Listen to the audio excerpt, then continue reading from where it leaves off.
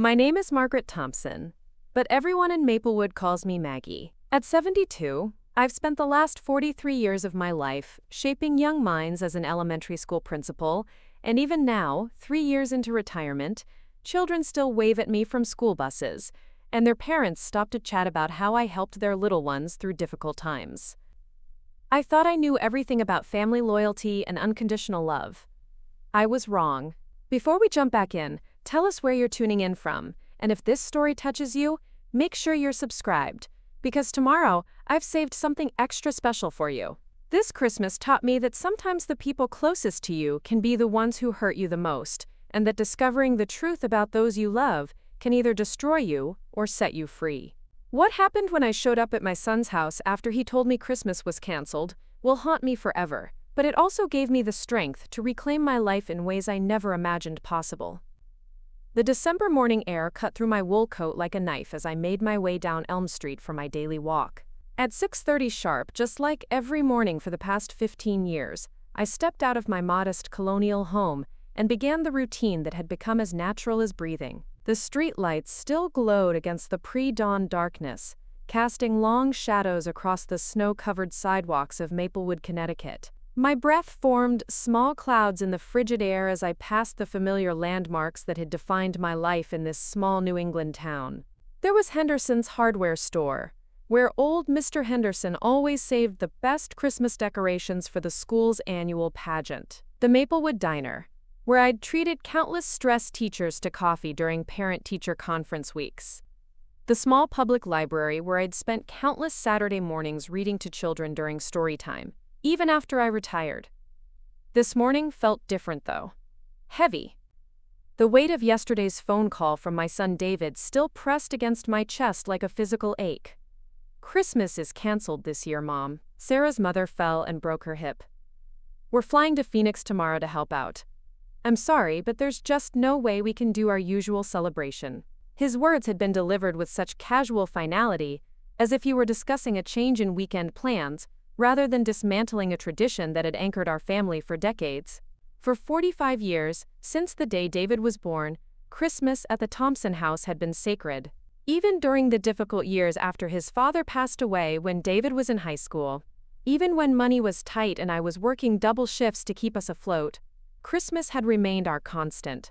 I pulled my scarf tighter around my neck and continued walking, trying to shake off the melancholy that threatened to overwhelm me. The Christmas lights strung along the houses in my neighborhood twinkled cheerfully, a stark contrast to the emptiness I felt inside. Mrs. Rodriguez was already up, I noticed, her kitchen window glowing warmly as she prepared breakfast for her large family. Helen Rodriguez had been my neighbor for 20 years, and her friendship had become one of the few bright spots in my increasingly lonely life.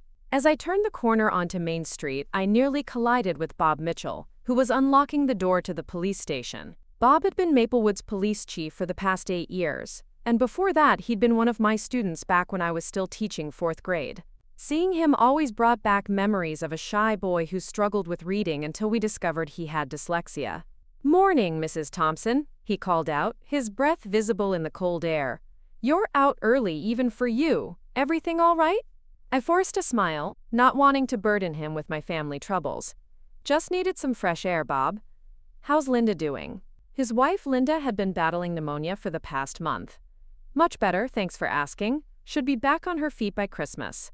Preparing and narrating this story took us a lot of time, so if you are enjoying it, subscribe to our channel, it means a lot to us. Now, back to the story. He paused, studying my face with the practiced eye of someone trained to notice when things weren't quite right. "You sure you're okay? You look like you've got something weighing on your mind." Bob had always been perceptive, even as a child. It was probably what made him such a good police officer. "I'm fine, really. Just some family stuff. Nothing I can't handle." He nodded, though I could tell he wasn't entirely convinced. "Well, you know where to find me if you need anything. And, hey, don't forget about the Christmas festival this weekend. The whole town's been looking forward to your famous hot chocolate booth." I'd completely forgotten about the festival. For the past 5 years since retiring from the school, I'd volunteered to run the hot chocolate stand at Maplewood's annual Christmas celebration. It had become something of a tradition, with families specifically seeking out Mrs. Thompson's special recipe that included a secret blend of spices I'd perfected over the years. "Of course," I replied, hoping my voice sounded more enthusiastic than I felt. "Wouldn't miss it." As I continued my walk, I couldn't help but think about how different this Christmas was shaping up to be. For the first time in decades, I wouldn't be spending Christmas Eve watching my grandchildren Emma and Jake tear through presents under the tree David and I had carefully decorated together. I wouldn't be cooking the traditional turkey dinner that had been passed down through 3 generations of Thompson women. I wouldn't be listening to Emma play the piano pieces she'd been practicing all year, or watching Jake demonstrate whatever new sports skill he'd mastered. Instead, I'd be alone in my house, probably watching old Christmas movies and trying not to feel sorry for myself. The thought made my chest tighten with an emotion I couldn't quite name. It wasn't just sadness, it was something deeper. A sense of displacement, as if the ground I'd been standing on for my entire adult life had suddenly shifted beneath my feet. By the time I reached the town center, the sun was beginning to rise, painting the sky in soft shades of pink and gold. The Christmas tree that stood in the center of the square looked magnificent, its lights still twinkling against the morning light. This tree had been the centerpiece of the town's Christmas celebration for as long as I could remember, and I'd helped organize the tree lighting ceremony every year when I was still working at the school. Standing there, looking at that tree, I felt a wave of nostalgia wash over me. This town had been my whole world for so long. I'd raised my son here, built my career here, formed friendships that I'd assumed would last forever, but lately I'd been feeling increasingly disconnected from the life I'd built. David and his family lived only 20 minutes away, but I saw them less and less frequently. My former colleagues from the school had their own busy lives, and many of them had moved away or retired to warmer climates. The loneliness had been creeping in gradually, so slowly that I'd barely noticed it at first. But David's phone call yesterday had brought it into sharp focus. When had I become so peripheral to my own son's life? When had family traditions that once seemed unbreakable become so easily discarded? I thought back to the last time I'd spent meaningful time with David and his family. It had been Thanksgiving, just a month ago, but even then, something had felt off. David had seemed distracted, constantly checking his phone and having hushed conversations with Sarah in the kitchen. Emma and Jake, now 15 and 17 respectively, had been polite but distant, more interested in their devices than in catching up with their grandmother. Sarah, my daughter-in-law of 20 years, had been cordial but cool. We'd never had the close relationship I'd hoped for when David first brought her home, but over the years, we'd developed a comfortable respect for each other. Lately, though, even that seemed to be eroding. She'd made several comments during Thanksgiving dinner about how busy their schedule was, how many social obligations they had during the holiday season.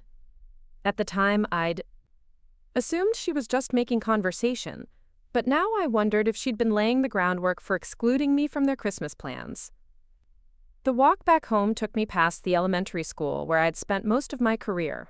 Maplewood Elementary was a beautiful old building, built in the 1940s with red brick and tall windows that filled the classrooms with natural light. I'd started there as a first-grade teacher fresh out of college, and worked my way up to principal over the course of 3 decades. Those had been the best years of my life, filled with purpose and meaning, surrounded by children who needed guidance, and colleagues who became like family. I paused at the front gate, remembering the countless mornings I'd stood here greeting students as they arrived for school. The Christmas pageant had always been one of my favorite events. Every December, the entire school would come together to put on a production that included every grade level. I'd spend weeks coordinating costumes, rehearsals, and logistics, but seeing the joy on the children's faces made every moment worth it. This year, for the first time in over 30 years, I wouldn't be involved in the pageant at all. My replacement, a young woman named Jennifer Walsh, seemed capable enough, but she'd made it clear that she wanted to put her own stamp on school traditions. I understood the need for change, but it was another reminder of how my role in the community was gradually diminishing. When I finally returned home, I found a package waiting on my front porch. The return address made my heart skip a beat. It was from Emma, my granddaughter. Inside, I found a beautiful handmade scarf in my favorite shade of blue, along with a note written in Emma's careful handwriting. Dear Grandma Maggie, I made this in my home economics class and thought you might like it for your morning walks. I hope you have a wonderful Christmas, and I'm sorry we won't be able to see you this year. Maybe we can video chat on Christmas Day? Love, Emma. The thoughtfulness of the gift, combined with the casual way she mentioned not seeing me for Christmas, created a confusing mix of emotions. It was clear that David had told the children about the change in plans, and they'd accepted it without question. Had I been wrong to assume that our family traditions meant as much to them as they did to me? I spent the rest of the morning trying to distract myself with household chores and preparation for the Christmas festival. The hot chocolate recipe required several special ingredients that I'd need to pick up from the grocery store, and I wanted to make sure I had enough supplies to serve the expected crowd. Staying busy had always been my way of dealing with difficult emotions, a habit I'd developed during the challenging years of single parenthood after my husband's death. Around noon, Helen Rodriguez knocked on my front door. She stood there holding a covered dish, her dark eyes filled with concern. I brought you some of my tamales, she said without preamble. You looked sad on your walk this morning, and food always helps. Helen was one of those people who seemed to have an intuitive understanding of when others were struggling. She'd moved to Maplewood from Mexico 20 years ago with her husband Carlos and their 5 children, and despite the initial resistance from some longtime residents, she'd gradually become one of the most beloved members of our community. Her youngest daughter had been one of my students, and Helen and I had bonded over our shared dedication to education and family. Come in, I said, grateful for the company. The tamales smell wonderful. We settled in my kitchen, sharing the homemade tamales and catching up on neighborhood news. Helen had a gift for making conversation that felt natural and comforting, never prying, but always genuinely interested in how others were doing. You seem troubled, my amiga, she said after we'd eaten. Is everything all right with David and the family? I found myself telling her about the canceled Christmas plans, about the growing distance I felt from my son and his family, about the loneliness that seemed to be expanding like a shadow across my daily life. Helen listened without judgment, occasionally making sympathetic sounds or asking gentle questions that helped me organize my thoughts. You know, she said finally, sometimes when people we love start pulling away, there's more going on than what they're telling us. Have you noticed anything else unusual about David's behavior lately? I thought about it for a moment. Actually, yes. He seemed stressed whenever I've talked to him recently. And Sarah mentioned something about him working longer hours at the real estate office. I'd assumed it was just the busy holiday season, but now that you mention it, he has seemed different. Helen nodded thoughtfully. Carlos has been hearing some talk around town about problems at some of the local businesses. Nothing specific, just rumors about financial troubles, investigations, that sort of thing. Maybe David's dealing with work stress and doesn't want to worry you with the details. The suggestion made sense, but it also added a new layer of concern to my already troubled thoughts. David had always been private about his business affairs. But if he was facing serious problems, shouldn't he feel comfortable coming to me for support? We'd weathered difficult times together before, and I'd always been proud of our ability to communicate openly with each other. After Helen left, I found myself restless and unable to concentrate on anything. I tried reading, but the words seemed to blur together on the page. I attempted to work on a jigsaw puzzle I'd started the previous week, but my mind kept wandering. Finally, I decided to take a drive through town, hoping that the familiar sights might help settle my thoughts. Maplewood in December was truly beautiful. The historic downtown area looked like something from a Christmas card, with wreaths hanging from every lamppost and garlands strung across the main intersection. The shops were busy with holiday shoppers, and I could see families walking together, carrying packages and hot drinks from the coffee shop. Everyone seemed to be part of something, connected to others in ways that made them look warm and content despite the cold weather. As I drove through the residential areas, I couldn't help but notice how many houses were decorated for Christmas. Lights outlined rooflines and windows, inflatable decorations filled front yards, and Christmas trees were visible through living room windows. It was a reminder of all the families who would be gathering together in just a few days, sharing traditions and creating memories that would last for years to come. Without really planning to, I found myself driving toward David's neighborhood. He and Sarah lived in a newer development on the outskirts of town, where the houses were larger and more expensive than the older homes near the center of Maplewood. Their street was lined with mature trees and well-maintained lawns, the kind of place that spoke of financial success and social status. As I turned onto their street, I told myself I was just curious to see if their house was decorated for Christmas. Maybe I was hoping to catch a glimpse of them preparing for their trip. Or perhaps I wanted to see if there were any signs of the stress Helen had mentioned. What I saw instead made my blood run cold.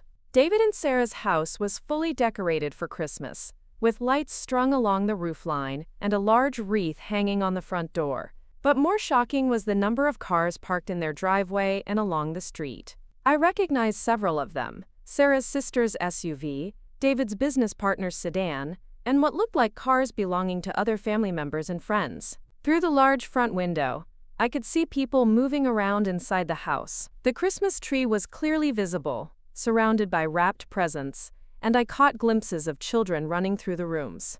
A party was definitely happening. A celebration that looked very much like the Christmas gathering that had supposedly been canceled due to a family emergency. I sat in my car for several minutes, trying to process what I was seeing. The implications were clear and devastating. David had lied to me. There was no emergency in Phoenix, no canceled Christmas celebration. My son and his family were having their usual holiday party, but for some reason, I hadn't been invited. They were celebrating Christmas without me, and they'd gone to the trouble of creating an elaborate excuse to keep me away. The betrayal hit me like a physical blow. This wasn't just a change in plans or a family emergency that couldn't be helped. This was a deliberate decision to exclude me from what had always been our most important family tradition. But why? What had I done to deserve this treatment? When had I become someone they needed to lie to and avoid? As I watched my own grandchildren playing in their living room, visible through the window but completely unaware of my presence outside, I felt something inside me break. The last vestiges of the illusion I'd been maintaining about my place in their lives crumbled away, leaving me face to face with a reality I'd been trying to avoid for months. I wasn't welcome in my own son's life anymore, and everyone at that party knew it except me. I drove home in a daze, my hands gripping the steering wheel so tightly that my knuckles had turned white. The familiar streets of Maplewood blurred past me as tears I refused to shed burned behind my eyes. By the time I pulled into my driveway, the shock had begun to transform into something else entirely. A cold, sharp anger that cut through the hurt like a blade through silk. Inside my house, I moved through the rooms mechanically, hanging up my coat, putting away my purse, going through the motions of normalcy while my mind raced to make sense of what I'd witnessed. The Christmas decorations I'd put up just 2 weeks ago now seemed to mock me from every corner. The stockings hanging by the fireplace, including the ones I'd lovingly embroidered for Emma and Jake when they were babies.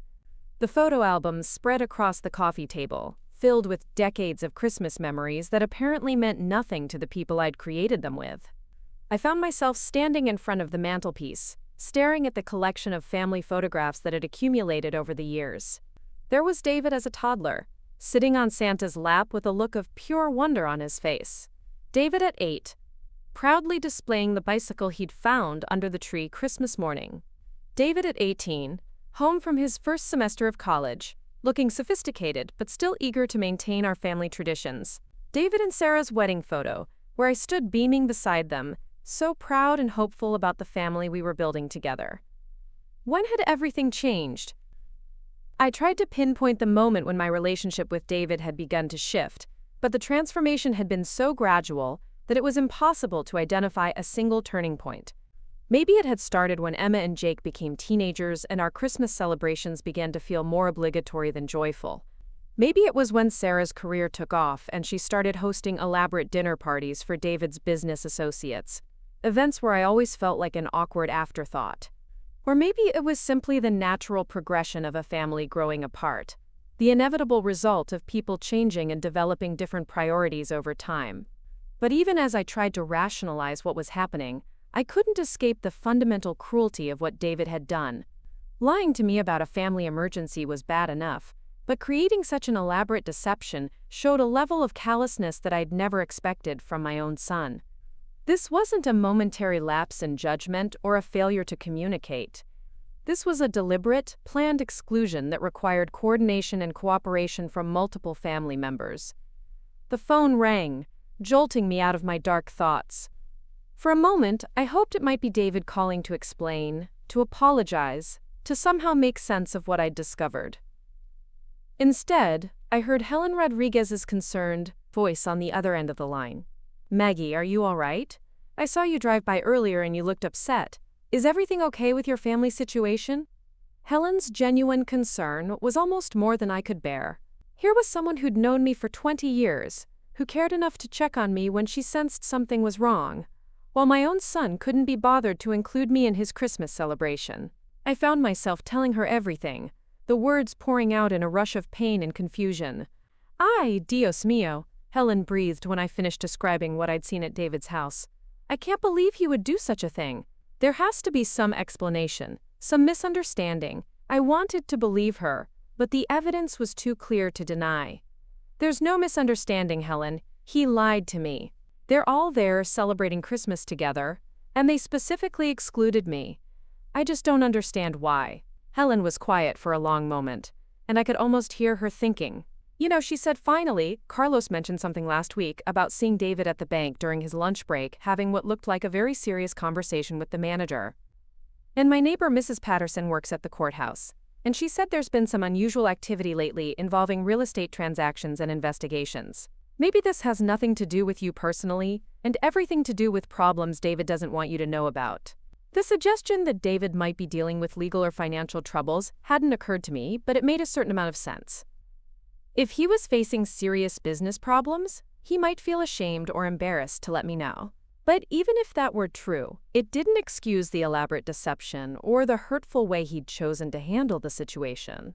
"Even if that's the case," I said, "it doesn't make what he did acceptable.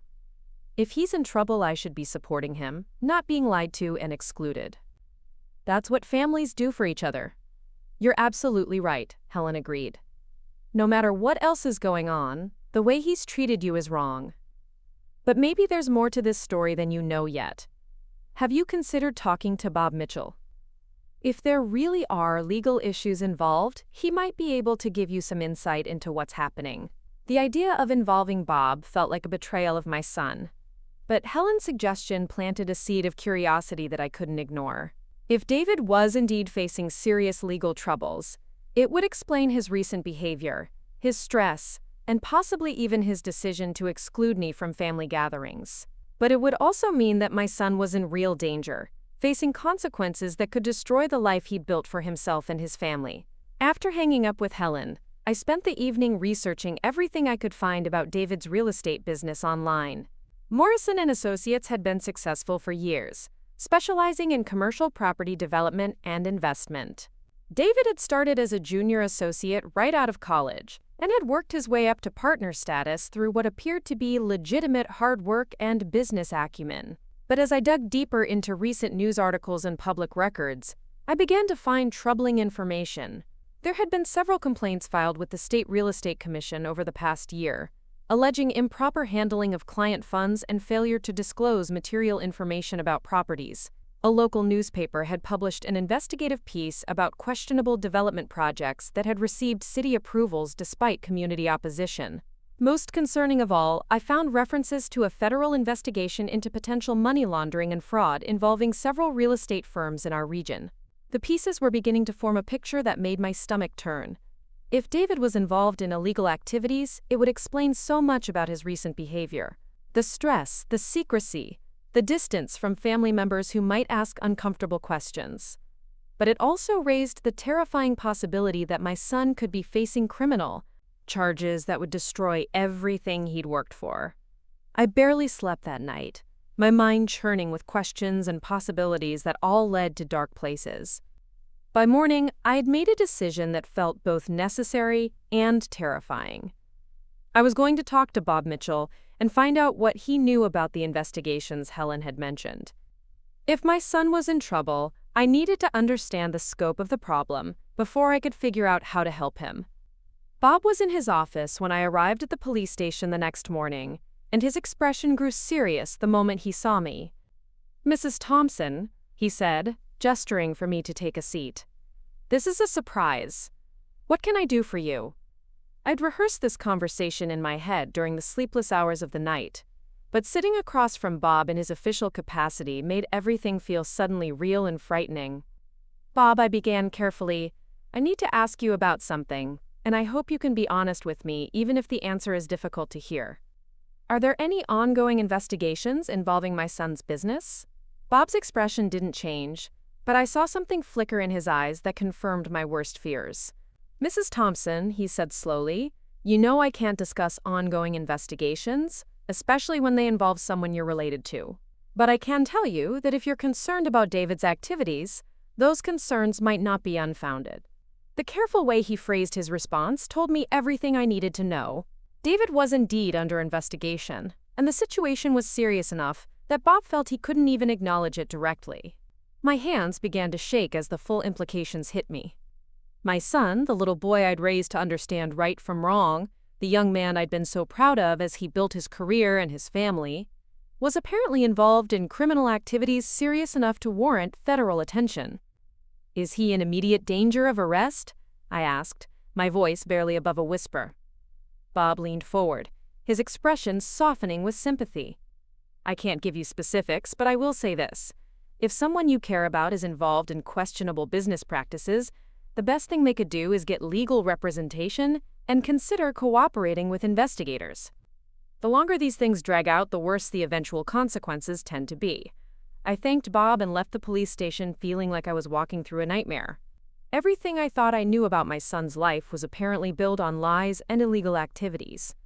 But even more painful was the realization that instead of trusting me with the truth, instead of coming to me for support during what must be the most terrifying time of his life, David had chosen to exclude me entirely from his world. The next few days passed in a blur of anxiety and indecision. I went through the motions of my normal routine, taking my morning walks, running errands, preparing for the Christmas festival, but everything felt hollow and meaningless.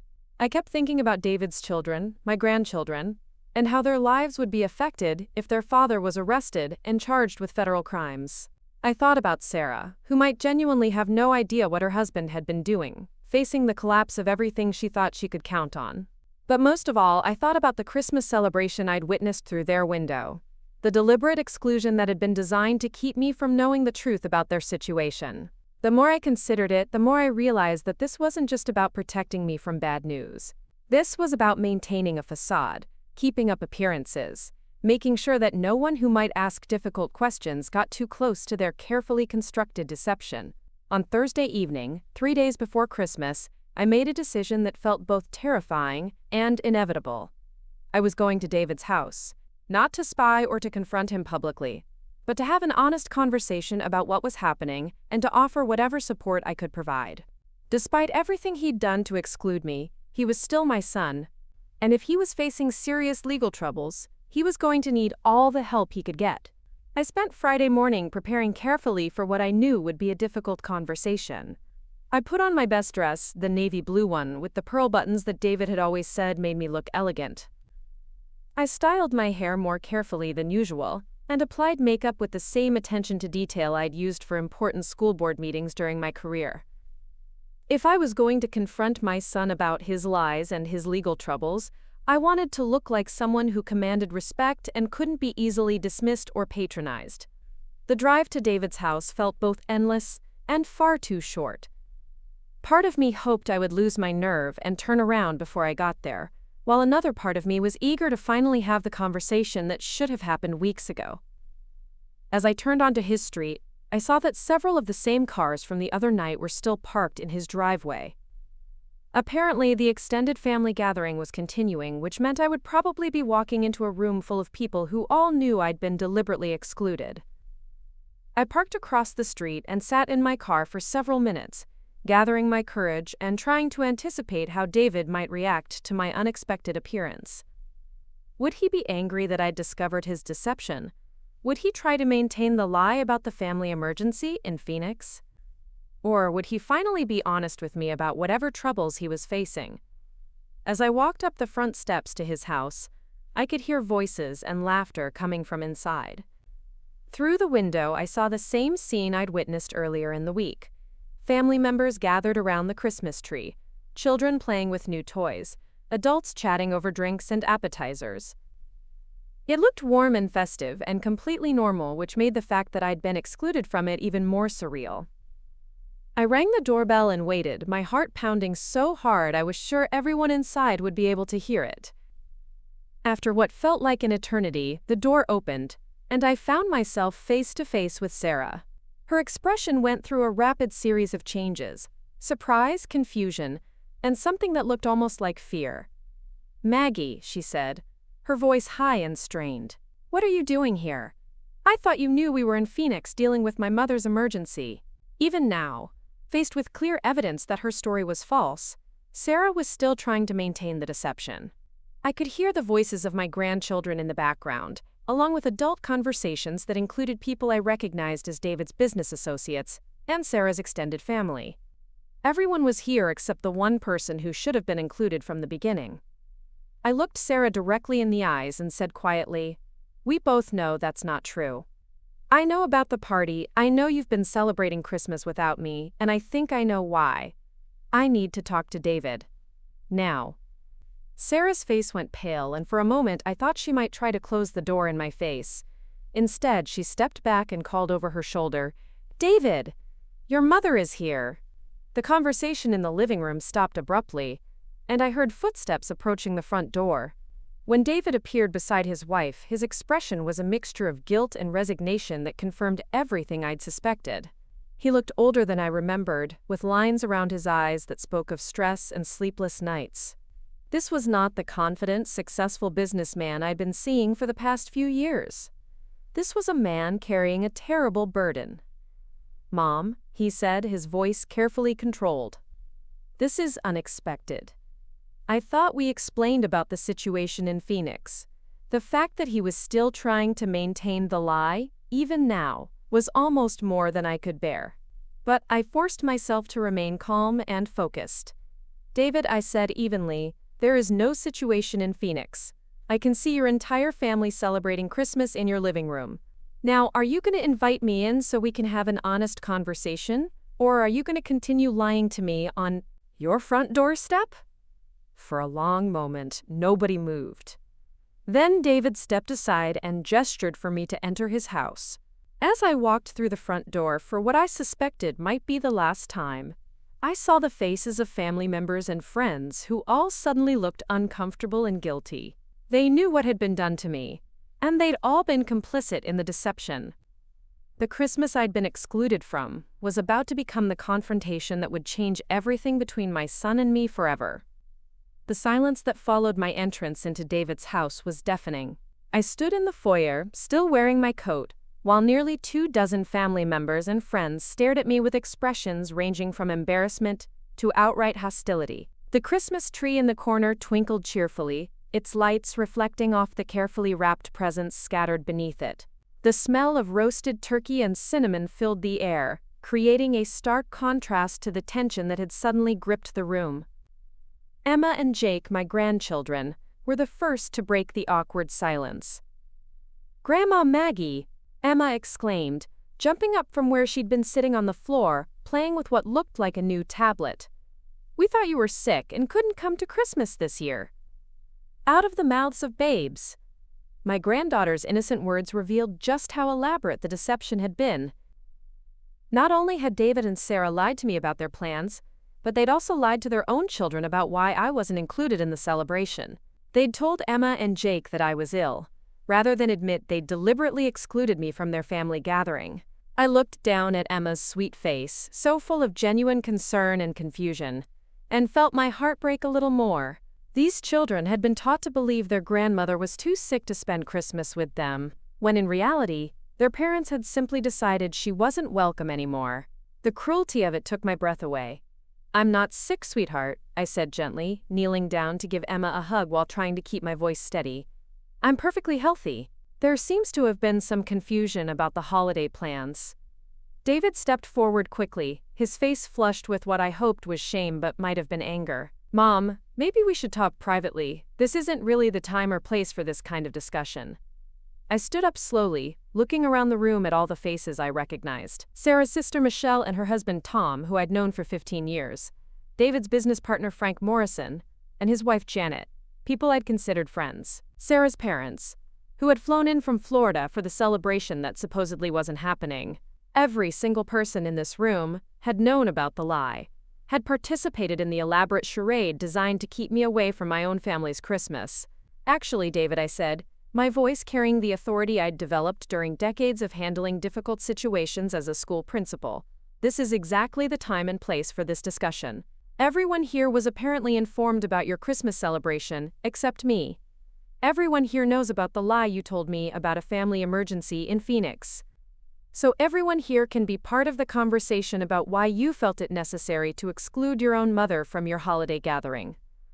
The discomfort in the room was palpable. Several people suddenly found their drinks extremely interesting, while others busied themselves with adjusting napkins or checking their phones. Sarah's mother, Patricia, who had always been coolly polite to me, actually had the grace to look ashamed. "Maggie," Sarah said, her voice high and strained, "perhaps we could discuss this later when the children aren't around. This is supposed to be a happy family time." The irony of her words wasn't lost on me. A happy family time that specifically excluded one member of the family. But before I could respond, Jake, now 17 and old enough to understand the undercurrents of adult conversation, spoke up with the bluntness that only teenagers possess. "Wait," he said, looking between his parents and me with growing understanding. "You told us Grandma was sick, but she's not sick. You told her we were going to Phoenix for Aunt Patricia's emergency, but we're all here having Christmas dinner. Did you lie to everyone?" The question hung in the air like a sword waiting to fall.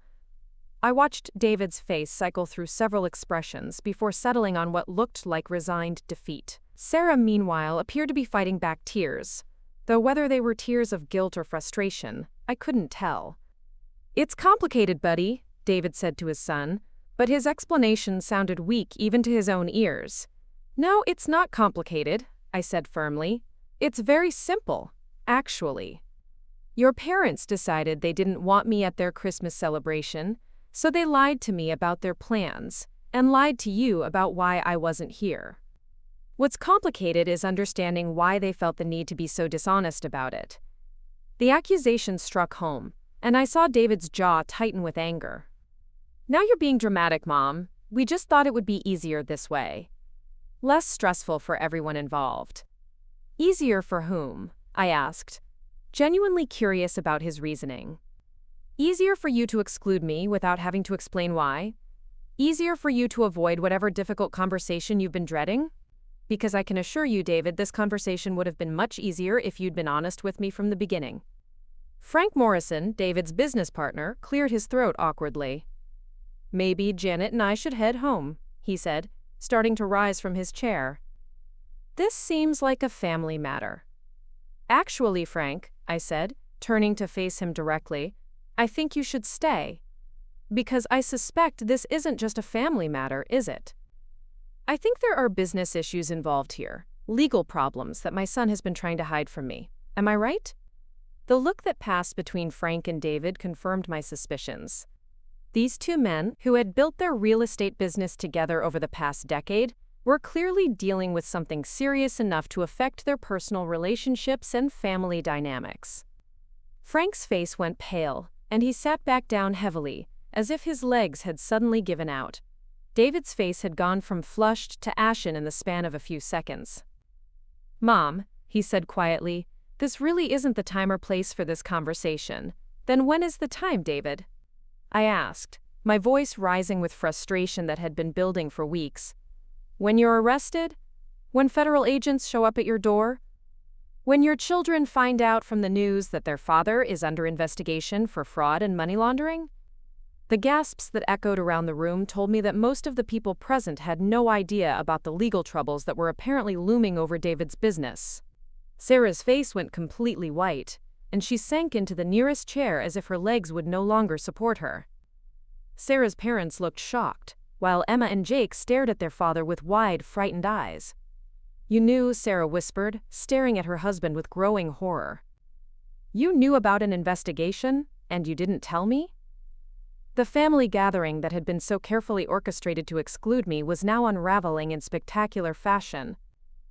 The secrets that David had been trying so desperately to hide were spilling out in front of everyone he'd been trying to protect from the truth. But instead of feeling vindicated by the chaos I'd unleashed, I found myself feeling deeply sad for all of them, especially my grandchildren, who were learning some very hard truths about their father on what should have been one of the happiest days of the year. David looked around the room at all the faces staring at him, with varying degrees of shock, confusion, and disappointment. For a moment, I thought he might continue trying to maintain the facade, to deny or deflect the accusations. Instead, something in his expression cracked, and I saw the scared, overwhelmed man beneath the confident exterior he'd been projecting. "Yes," he said quietly, his voice barely audible above the Christmas music still playing softly in the background. "There's an investigation. The FBI has been looking into some of our real estate transactions, and they think we might have been involved in money laundering schemes with some of our clients." The admission hung in the air like a physical presence. Sarah's sharp intake of breath was followed by the sound of Patricia beginning to cry softly. Frank Morrison put his head in his hands, while his wife Janet stared at him with an expression of dawning realization. "How long have you known?" Sarah asked, her voice shaking with what sounded like rage rather than fear. "About 6 months," David replied, unable to meet his wife's eyes. "Maybe longer." "The first time agents came to the office, I thought it was just a routine inquiry about one of our clients. But it kept escalating, and our lawyer said it was serious enough that we needed to consider our options carefully." 6 months, Sarah repeated, her voice growing stronger and more furious with each word. "You've known about this for 6 months, and you didn't tell me? We've been making plans, taking vacations, making major purchases, and the whole time you knew our entire life might be about to collapse?" I realized that this was the first time Sarah was hearing about the investigation, which explained why she'd seemed genuinely surprised by my earlier accusations. She'd been as much a victim of David's deception as I had been, perhaps even more so, since she was married to him and had a right to know about threats to their family's security and future. "I was trying to protect you," David said desperately. "I was trying to protect all of you. I thought maybe it would blow over. Maybe our lawyer could make it go away without anyone else having to worry about it. By lying to us?" Sarah's voice had risen to nearly a shout. "By excluding your mother from Christmas because you were afraid she might ask too many questions? By letting me plan a European vacation we can't afford and might not be able to take because you could be in federal prison?" The mention of prison made Emma start crying, while Jake just stood there looking stunned and confused. These children, who had been enjoying what they thought was a normal family Christmas just minutes earlier, were now confronting the possibility that their father might be a criminal facing serious jail time. I looked around the room at the devastation that my arrival had caused and felt a complex mixture of emotions. Part of me was satisfied that the truth was finally coming out, that the lies and deceptions were being exposed for what they were. But a larger part of me was heartbroken for my grandchildren, who were innocent victims of their father's poor choices and their parents' misguided attempts to protect them from reality. Frank Morrison finally spoke up, his voice hoarse, with what sounded like desperation. "David, we agreed we weren't going to discuss this with anyone until after the holidays. Our lawyers said to keep everything quiet until they figured out our best strategy." "Our lawyers?" Sarah turned her fury on Frank now. "You knew about this too, Frank? Your wife knew? How many people have been lying to me about my own life?" Janet Morrison, who had been sitting silently throughout the confrontation, finally found her voice. "Sarah, I wanted to tell you so many times. But Frank said it wasn't our place, that David needed to handle his own family situation. I'm so sorry you're finding out this way." The apologies and explanations were flying around the room, but I found myself focusing on my grandchildren, who looked lost and frightened by the adult drama unfolding around them. Emma was still crying softly, while Jake had the shell-shocked expression of someone whose world had just been turned upside down. I walked over to where they were standing and put my arms around both of them. "Whatever happens with your parents," I said quietly, "you need to know that I love you and I'll always be here for you. This isn't your fault, and you don't need to worry about things you can't control." "But what if Dad goes to jail?" Emma whispered, her voice muffled against my shoulder. "Then we'll figure out how to deal with that when the time comes," I replied honestly. "But right now, today, you're safe and loved, and that's what matters most." David had been watching this exchange, and when I looked up at him, I saw tears in his eyes for the first time since I'd arrived. "Mom," he said, his voice breaking, "I'm so sorry. I never meant for any of this to happen. I thought I was protecting everyone by keeping them away from the mess I'd made." The apology was a start, but it didn't address the fundamental issues that had led to this moment. I guided Emma and Jake to the couch and sat down between them, keeping my arms around their shoulders while I looked directly at their father. "David," I said calmly, "I understand that you were scared and overwhelmed.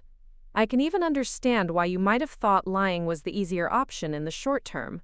But excluding me from your family, lying to your wife about threats to your marriage and your children's future, teaching your children that deception is an acceptable way to handle difficult situations, these weren't protective measures.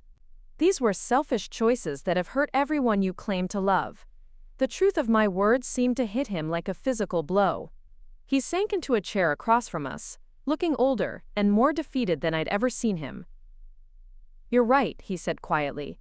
"I've been thinking about this all wrong. I've been so focused on trying to control the situation that I forgot about treating the people I love with honesty and respect." Sarah, who had been listening to this exchange with an expression that cycled between anger and heartbreak, finally spoke up again. "So what happens now? What exactly are we facing, and what are our options?" David looked at Frank, who nodded reluctantly.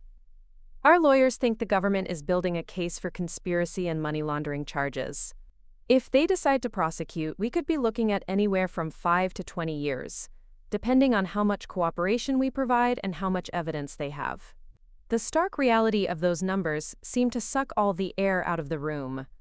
20 years would mean missing most of Emma and Jake's lives, their graduations, their weddings, their children.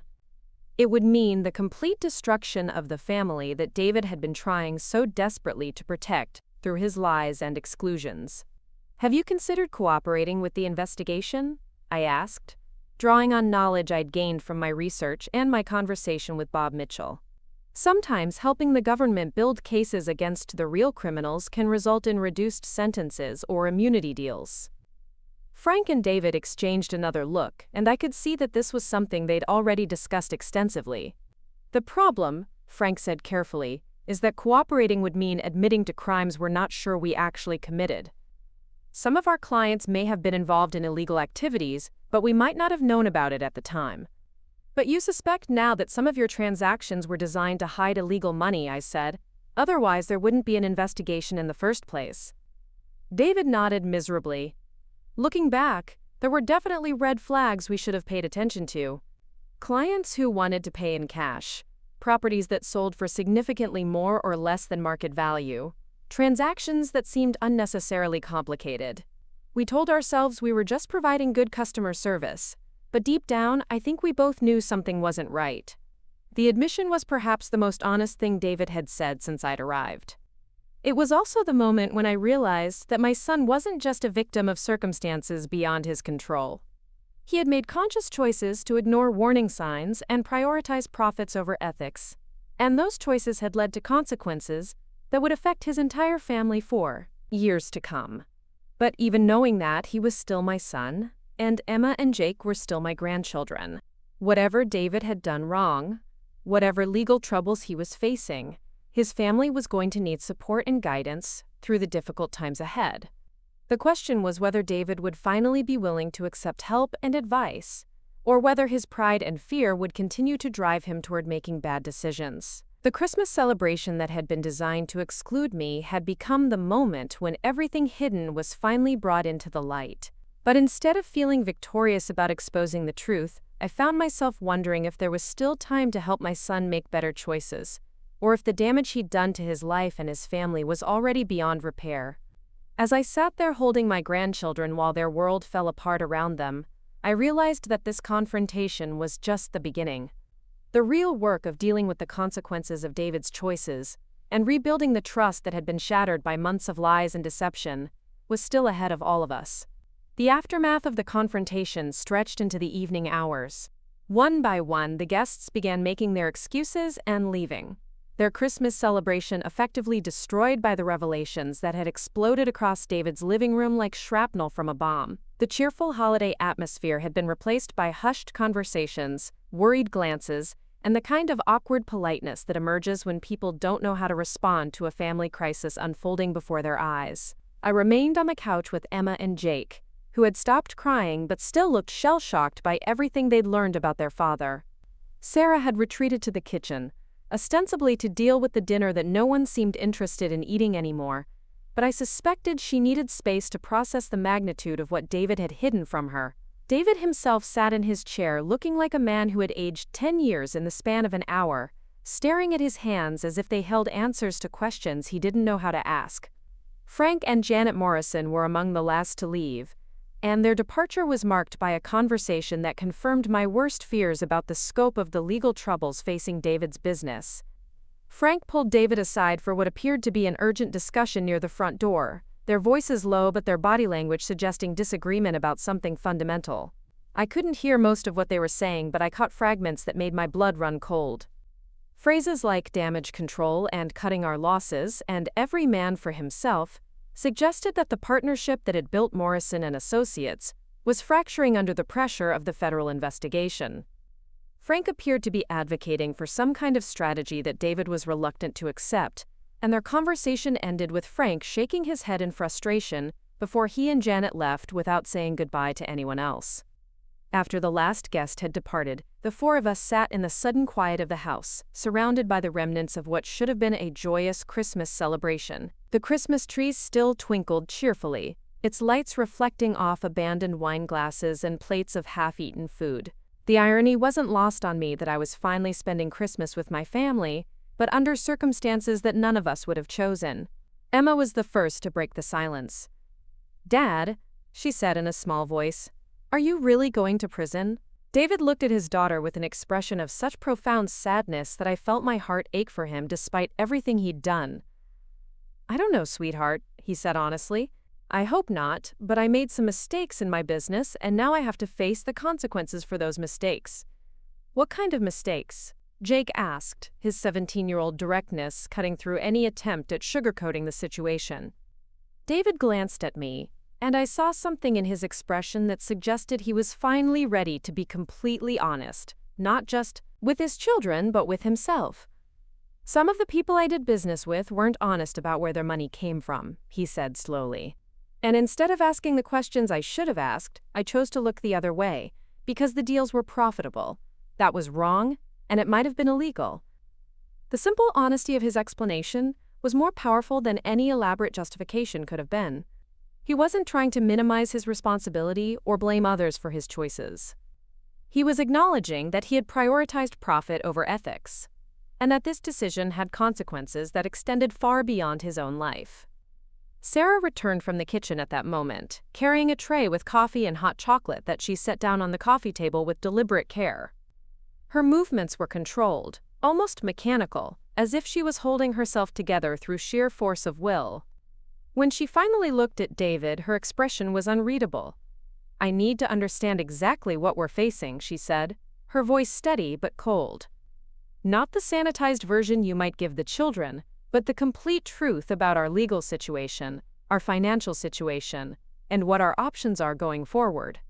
David took a deep breath, and I could see him gathering himself for what was obviously going to be a difficult conversation. "The FBI investigation started about 8 months ago," he began. "They were looking into a client of ours, Marcus Delacroix, who we later learned was using real estate purchases to launder money from drug trafficking operations. We handled several transactions for him over the past 2 years, and the government believes we should have known what he was doing." "Should have known, or did know?" Sarah asked sharply. David was quiet for a long moment, and I could see him wrestling with whether to continue being evasive or to finally tell the complete truth. "There were warning signs," he admitted finally. "Cash payments for properties that should have required financing, purchases that didn't make economic sense. Instructions to structure transactions in ways that seemed designed to avoid reporting requirements. Frank and I talked about it several times, but we convinced ourselves that it wasn't our job to investigate our clients' sources of income." The admission hung in the air like an accusation.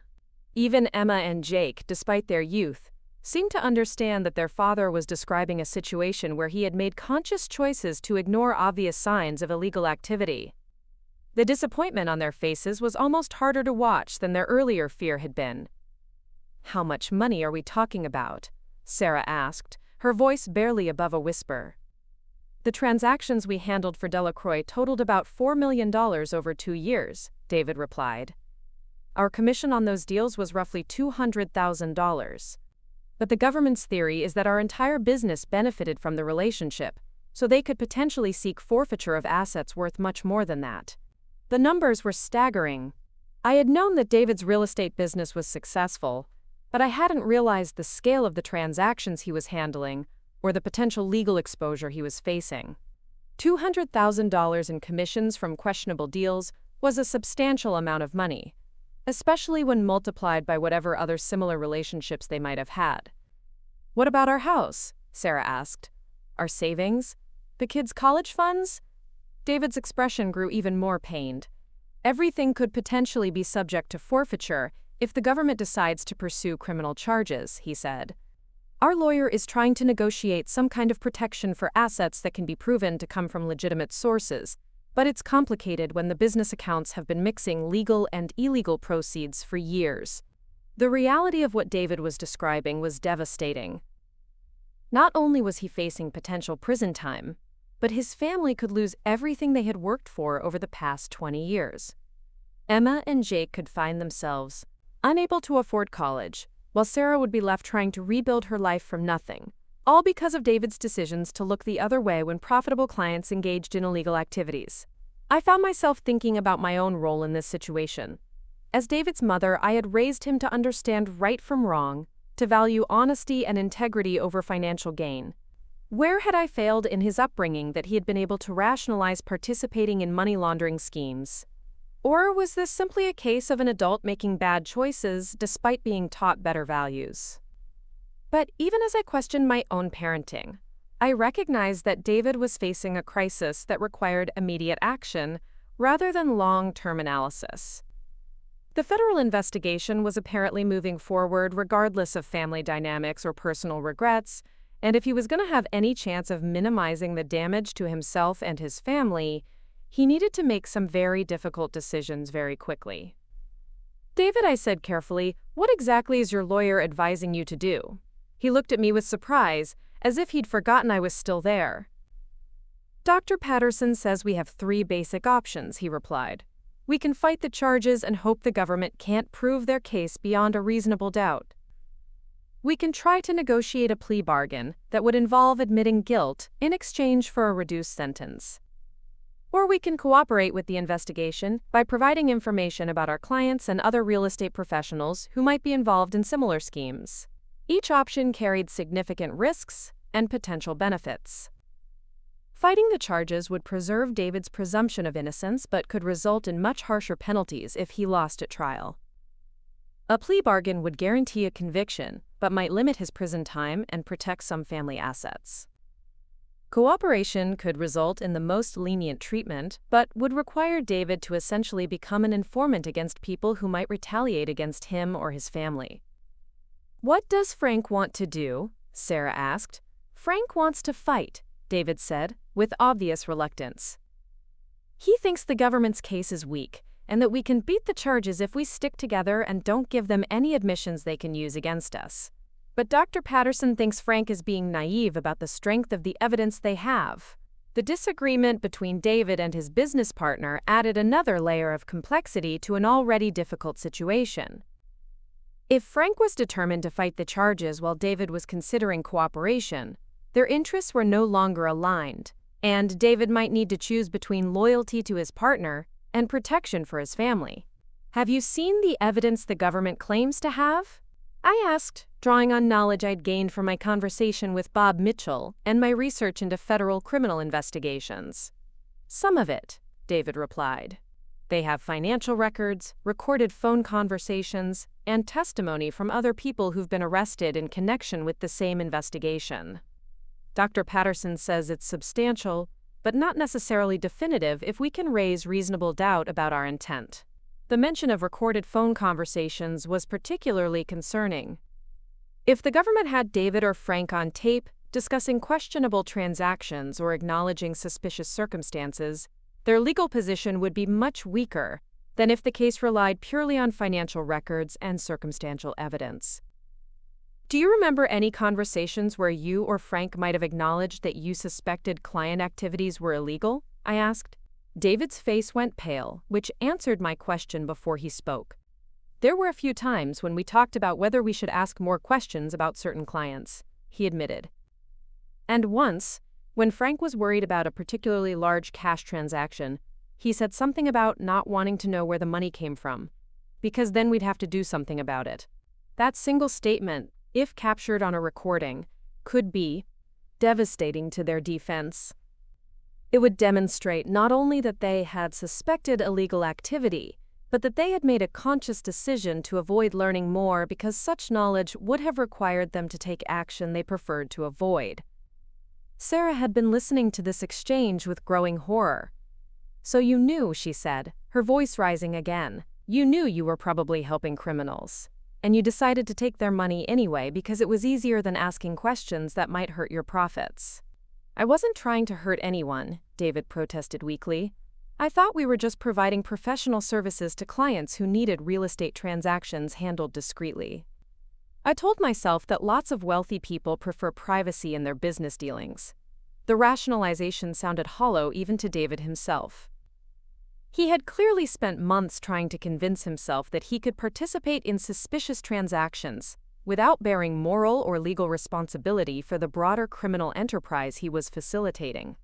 But faced with the potential destruction of his family and his freedom, those self-serving justifications were crumbling under the weight of reality. Emma, who had been listening to this adult conversation with the intensity of someone trying to understand how her safe, predictable world had suddenly become so threatening, finally spoke up again. "Dad," she said quietly, "why didn't you just stop working with the bad people when you figured out they were bad?" The question was so simple and direct that it cut through all the complex legal and financial considerations to the heart of the moral issue. David looked at his 15-year-old daughter and seemed to struggle for an answer that would make sense to her innocent perspective. "Because I was scared and greedy," he said finally. "I was scared that if I stopped working with those clients, we wouldn't make as much money. And I was greedy because I liked the lifestyle that money provided for our family. I told myself I was doing it for you and Jake and your mother, but really, I was doing it because I wanted the money, and I didn't want to face the hard questions about where it was coming from." The honesty of his response was both heartbreaking and admirable. He was finally acknowledging not just his legal culpability, but his moral failures, the selfish motivations that had led him to compromise his ethics and endanger his family's future. But the question now was whether that acknowledgement had come too late to make any difference in the legal proceedings that were bearing down on him. I looked around the room at my fractured family and felt a complex mixture of emotions. Part of me was angry at David for the choices he had made and the deception he had practiced. Part of me was heartbroken for Sarah and the children, who were innocent victims of his poor judgment. And part of me was determined to help them navigate the crisis ahead, regardless of how we had arrived at this point. The immediate priority was clearly the legal situation. David needed to make decisions about his defense strategy that would affect not only his own fate, but the future security of his wife and children. And those decisions needed to be made with complete information about the evidence against him and the realistic prospects for each of his options. "David," I said, "I think you need to get a second opinion about your legal strategy. Dr. Patterson may be a good lawyer, but this is too important to rely on the advice of just one person, especially if that person's recommendations don't align with what Frank's lawyer is telling him." Sarah nodded emphatically. "I agree completely. We need to understand all our options from someone who doesn't have any conflicts of interest with Frank or the business." The suggestion seemed to energize David in a way that nothing else had during our conversation. "You're right," he said, sitting up straighter in his chair. "I've been so focused on trying to present a united front with Frank that I haven't been thinking clearly about what's best for my own family." It was a small step, but it represented a significant shift in David's thinking. For the first time since the investigation began, he was considering the possibility that his interests and Frank's interests might not be identical. and that he might need to prioritize his family's welfare over his business partnership. The decision to seek independent legal counsel was just the beginning of what would undoubtedly be a long and difficult process. David would need to honestly assess the evidence against him, realistically evaluate his chances of avoiding conviction, and make choices that balance the competing interests of minimizing his legal exposure while preserving whatever assets he could for his family's future.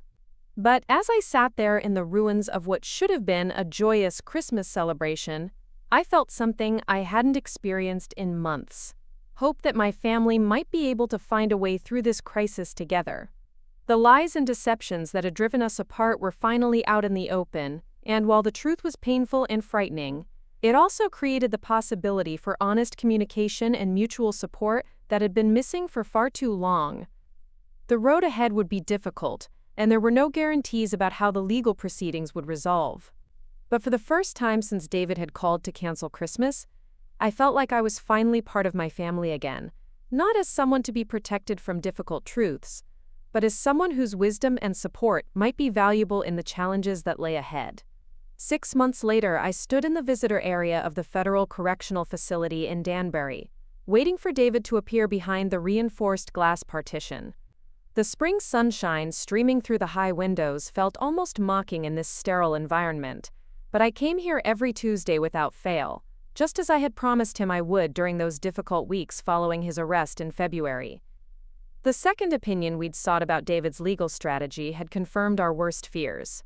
The government's case was stronger than Dr. Patterson had initially indicated, built on a foundation of financial records, recorded conversations, and testimony from cooperating witnesses that painted a clear picture of willful participation in money laundering activities. The new attorney, Rebecca Chen, had been brutally honest about David's prospects if he chose to fight the charges at trial.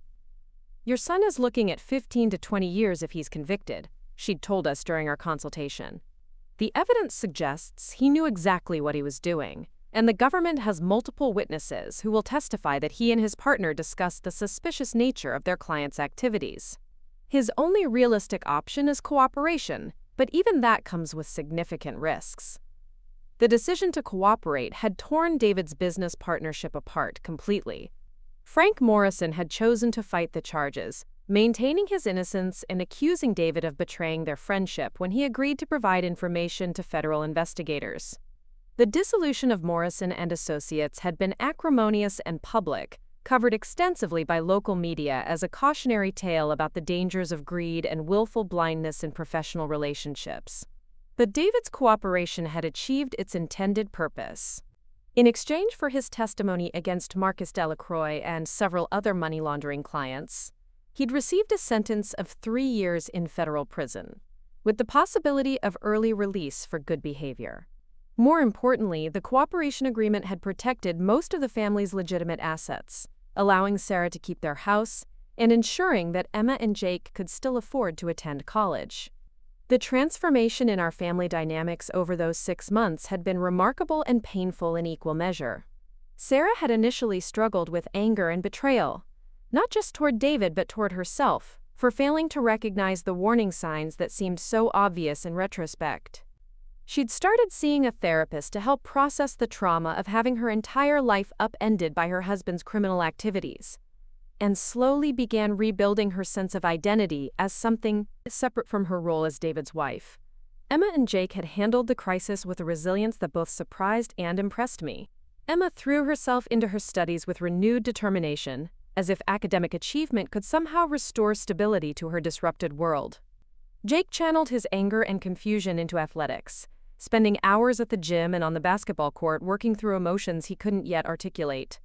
Both children had struggled with shame and embarrassment at school, where their father's arrest and conviction had become the subject of gossip and speculation. But they'd found ways to cope that demonstrated a maturity beyond their years. My own role in the family had evolved dramatically, from the periphery I'd occupied for so many years to something approaching the central position I'd held when David was young. Sarah had initially been reluctant to accept help from the mother-in-law she'd helped exclude from their lives, but practical necessity and genuine remorse had gradually overcome pride and embarrassment. When David was sentenced and Sarah realized she would be essentially a single parent for the next 3 years, She'd asked me to move in with them temporarily to help with the children and the household. The arrangement had been awkward at first, filled with unspoken tensions and careful politeness that reflected the complex emotions we were all processing.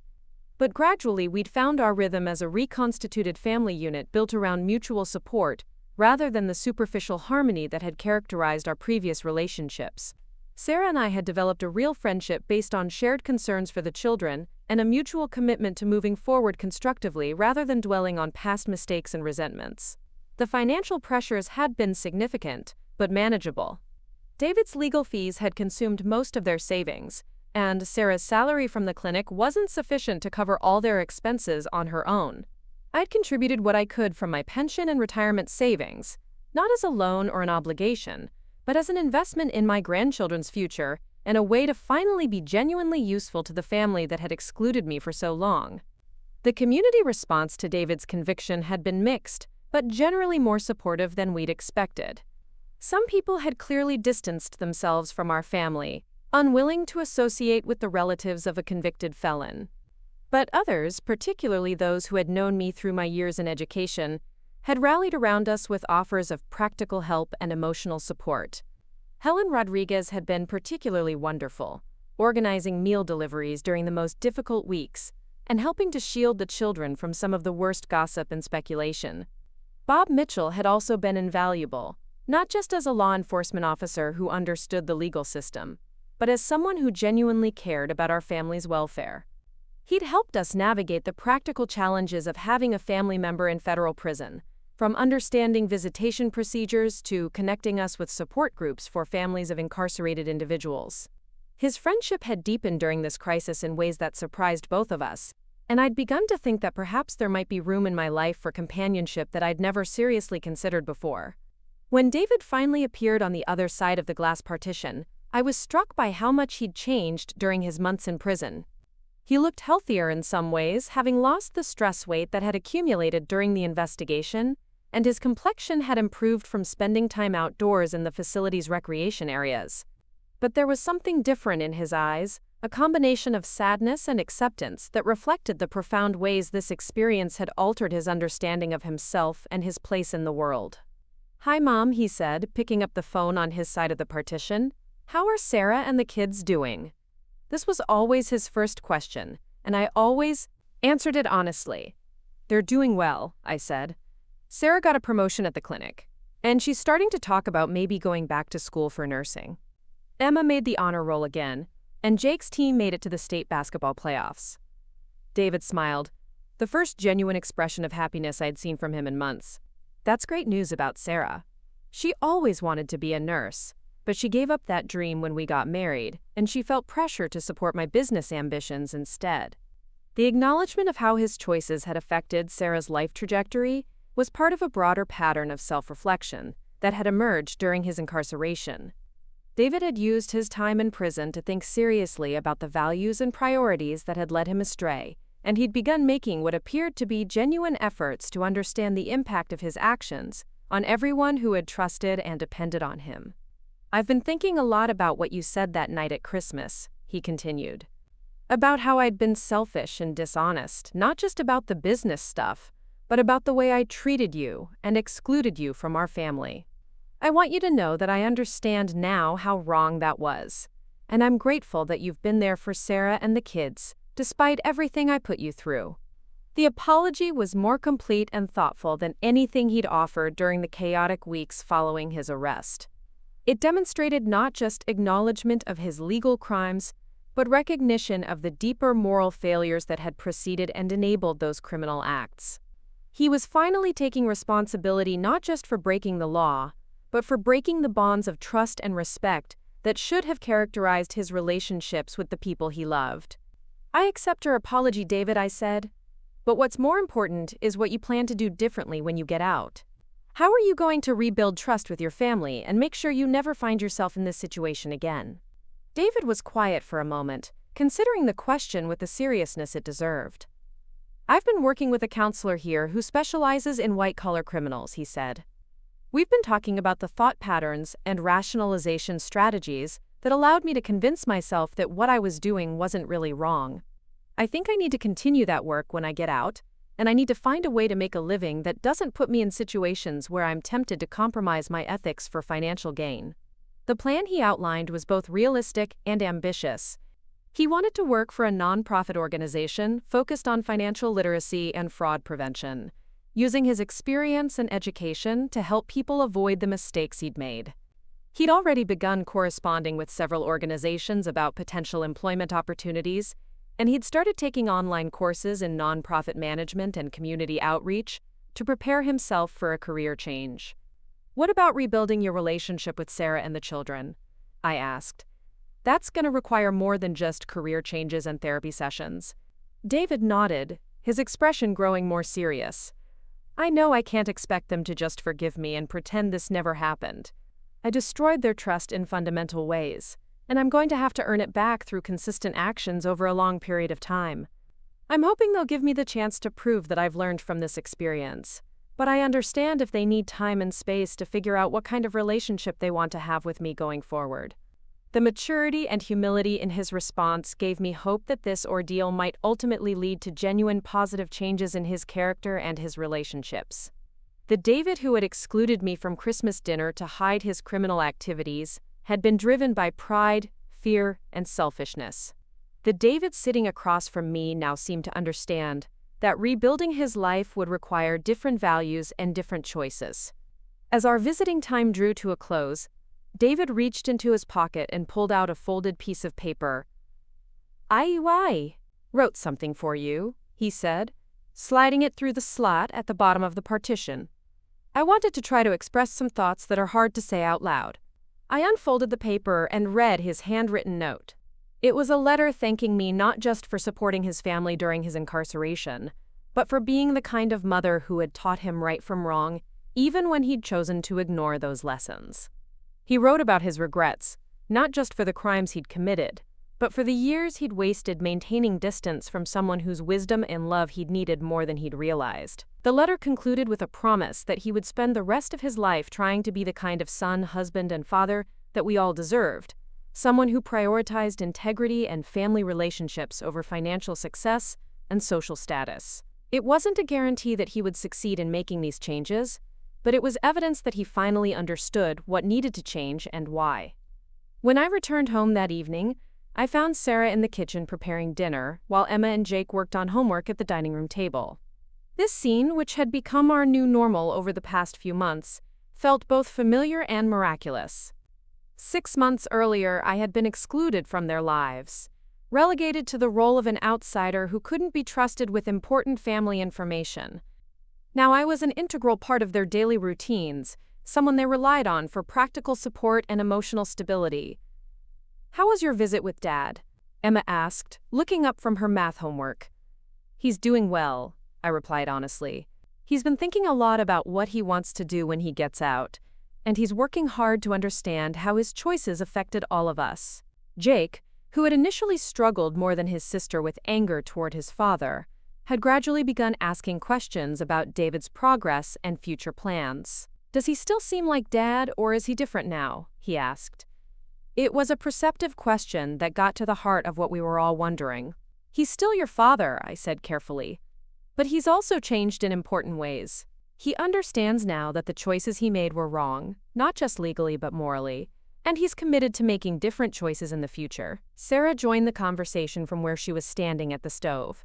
"The important thing," she said to her children, "is that whatever happens between your father and me, he loves you both very much, and he's going to work hard to be the kind of parent you deserve when he comes home." The conversation reflected the delicate balance we'd all learned to maintain over the past months. We couldn't pretend that David's crimes hadn't happened, or that their consequences weren't serious and lasting. But we also couldn't allow his mistakes to define our entire understanding of who he was or what our family could become. The children needed to understand the gravity of what their father had done while also maintaining hope that people could change and that families could heal from even serious betrayals. Later that evening, after the children had gone to bed, Sarah and I sat in the living room sharing a cup of tea and reflecting on how much our lives had changed since that disastrous Christmas dinner. The conversation that had begun with lies and exclusion had ultimately led to a level of honesty and intimacy in our family relationships that we'd never experienced before. "I owe you an apology," Sarah said suddenly. "Not just for the Christmas thing, but for all the years when I let David convince me that you were somehow a threat to our independence. I was so focused on proving that we could succeed without help that I forgot about the value of family connections and intergenerational wisdom." The apology meant more to me than she probably realized. For years, I'd wondered if the distance between us was something I'd somehow caused through overstepping boundaries or failing to respect their autonomy as a young family. Learning that the exclusion had been more about their own insecurities than about anything I'd done wrong had been both painful and liberating. "We all made mistakes," I replied. "I probably could have done more to address the growing distance instead of just accepting it and feeling sorry for myself. But what matters now is what we do going forward."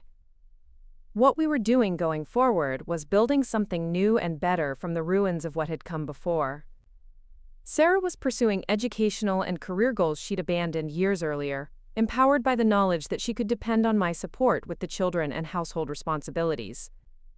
Emma and Jake were learning valuable lessons about resilience, personal responsibility, and the importance of making ethical choices even when those choices came with financial costs. And I was rediscovering the sense of purpose and usefulness that had been missing from my life since retirement. The community response to our family's transformation had been largely positive. People who had initially reacted with shock and judgment to David's conviction had gradually come to see our situation as an example of how families could survive and even thrive in the aftermath of serious crises. My volunteer work at the high school, helping students with college applications and financial aid forms, had expanded into a part-time position that utilized my educational background while allowing me to maintain my commitments to Sarah and the children. Bob Mitchell had become a regular presence in our lives, initially as a friend offering practical support, but increasingly as something more personal. Our relationship had developed slowly and carefully, both of us aware that we were navigating complex emotions and circumstances that required patience and sensitivity. But the possibility of companionship and even romance in my 70s had added an unexpected dimension of hope and excitement to what could have been simply a period of family crisis management. As I prepared for bed that night, I thought about the strange journey that had brought us to this point. The Christmas dinner that had been designed to exclude me had ultimately become the catalyst for the most honest and meaningful relationships I'd ever had with my son's family.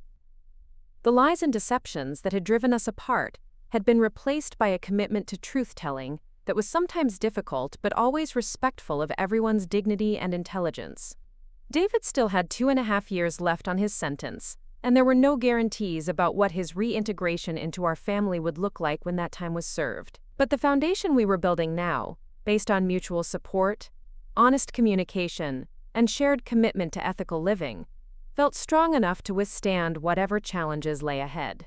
The woman who had been excluded from Christmas dinner because she might ask uncomfortable questions had become the cornerstone of a family that had learned to value uncomfortable questions as the beginning of wisdom rather than threats to be avoided. Sometimes the most painful experiences lead to the most important growth, and sometimes being pushed away from what you thought you wanted creates space for something better than you ever imagined possible. Up next, you've got 2 more standout stories right on your screen. If this one hit the mark, you won't want to pass these up. Just click and check them out.